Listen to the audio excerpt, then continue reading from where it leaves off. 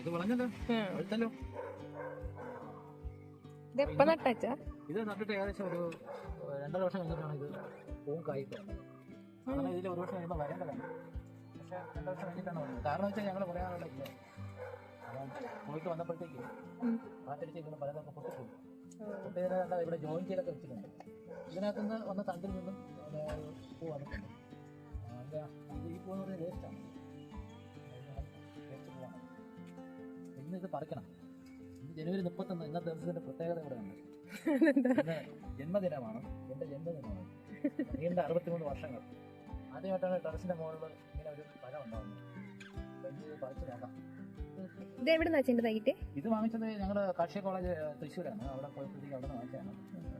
ഇത് മാത്രമല്ല, ഇവിടെ വേറെ 2-3 കൂടുതൽ ഇവിടെ നട്ടിട്ടുണ്ട്. ഇത് മലേഷ്യ റെഡാണ്. ഇത് പറയും നല്ല ടേസ്റ്റാണ്. ഇത് 28 ദിവസം ആകുമ്പോഴത്തേക്ക് പാകമാണ്. പക്ഷേ 28 ദിവസം കഴിഞ്ഞ് 31-ാം തീയതി ആവാൻ വേണ്ടി വെയിറ്റ് നിൽക്കുന്നത്. അപ്പം 32-33 ദിവസമായി. ഒന്ന് പറിച്ച് നോക്കാം. പറിച്ച് കട്ട് ചെയ്ത് നോക്കാം എങ്ങനെയുണ്ടെന്ന്.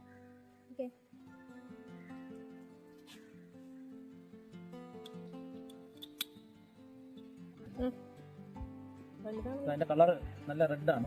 അകത്തെ കളർ റെഡായിരിക്കാനാണ് സാധ്യത. മുറിച്ച് നോക്കി അറിയാം റെഡായിരിക്കാനാണ്.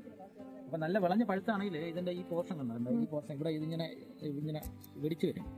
നല്ല വിളഞ്ഞ പഴുക്കാണെങ്കിൽ വെടിച്ചു വരും. അതാണ് നല്ല പ്രത്യേകത. നല്ല പഴുത്ത് കഴിഞ്ഞാലേ നല്ല മധുരം കാണും. ഇപ്പോൾ കടയ്ക്കൊക്കെ കൊടുക്കാനാണെങ്കിൽ നമ്മൾ 28 ദിവസമായിട്ട് പറിച്ച് വെച്ച് കഴിഞ്ഞാൽ കടക്കാർക്ക് കൊടുക്കുകയാണെങ്കിൽ അങ്ങനെ ഇരിക്കും. അതിപ്പോൾ പഴുത്ത് കഴിഞ്ഞുകൊണ്ട് നന്നായിട്ട് പഴുത്ത് കഴിഞ്ഞാൽ നമ്മുടെ വീട്ടിൽ നട്ടത് കൊണ്ടാണ് നന്നായിട്ട് പഴുത്തിന് ശേഷം ഇത് മുറിച്ചെടുക്കുന്നത്. ഇതെന്ത് ടൈപ്പാ? ഇത് മലേഷ്യ നട്ട് തന്നെ. പക്ഷേ ഇത് 1 വർഷം കൊണ്ട് ഇതിന് വളത്തിന്റെ പരിചരണങ്ങളൊക്കെ നമ്മൾ യഥാർത്ഥ പല സീസൺ